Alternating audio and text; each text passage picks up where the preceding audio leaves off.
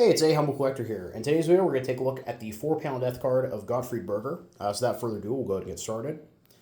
So going from panel 1 here, no one has greater love than he who lays down his life for his friends. And then moving to the interior of the card, panel 2, we have a nice photo of Gottfried, and under it we have, you left us and can no longer come home. Could fate be any crueler?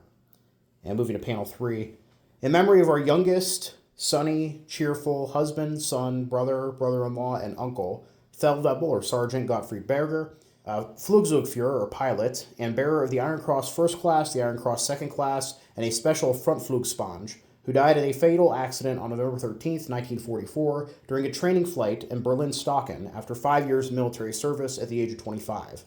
He was buried with military honors in a hero cemetery in Berlin-Staaken.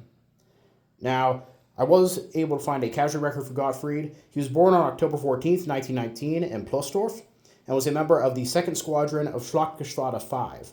Now, this unit started the war with Ju-87 aircraft, but in June of 1944, these were replaced with Focke-Wulf FW-190s. And I did find note that at the end of the winter, the unit was actually training in night and blind fighting, which, again, 1944 going into 45, Luftwaffe was pretty well smashed at this point. And really, their only effective way to go up and counter Allied bomber formations is at night. So it makes sense they're converting this unit over for that kind of activity. Now, given the fact that Gottfried qualified on the Stuka, I'm assuming that his Frontflugspange, the special Frontflugspange that's listed there, is probably the air-to-ground support fighter variant, but I'm not 100% sure on that. Now, his casualty record notes his cause of death as accident, so not a lot of additional info there, but it lines up with the card.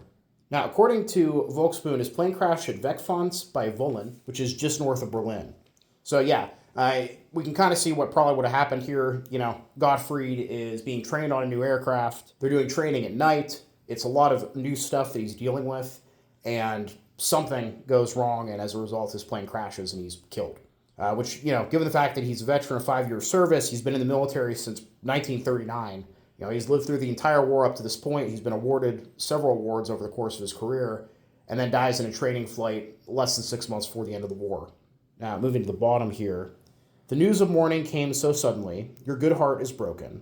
My God, how difficult this hour was, how unspeakably great the pain. Until we meet again, is said in every letter, on every card you wrote. You left us too soon, leaving us alone in pain.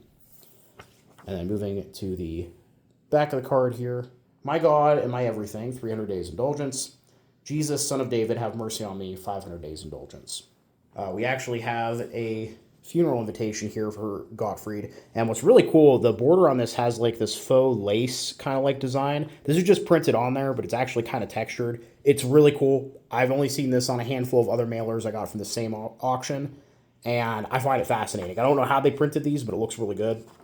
But moving to what this says, it's pretty much the same information.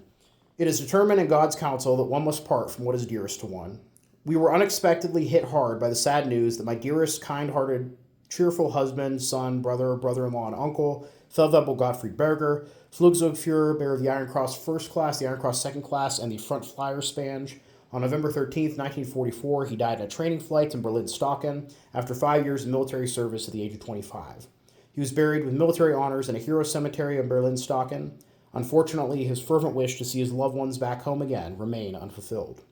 Then we see this was printed in Lanzendorf in December of 1944. In deep sorrow, his in-laws, the Muellers, Johann and Marie Berger, his parents, Hilda Berger, his wife, his siblings, brothers-in-law, sisters-in-law, nieces, and nephews, and all relatives.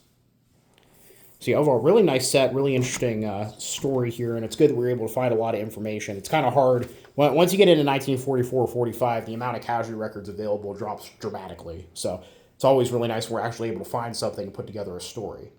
So yeah, overall, I hope you guys all enjoyed the video. Please leave a comment down below. Love hearing from you. Thank you all for watching. Happy collecting, and I'll see you all again very soon.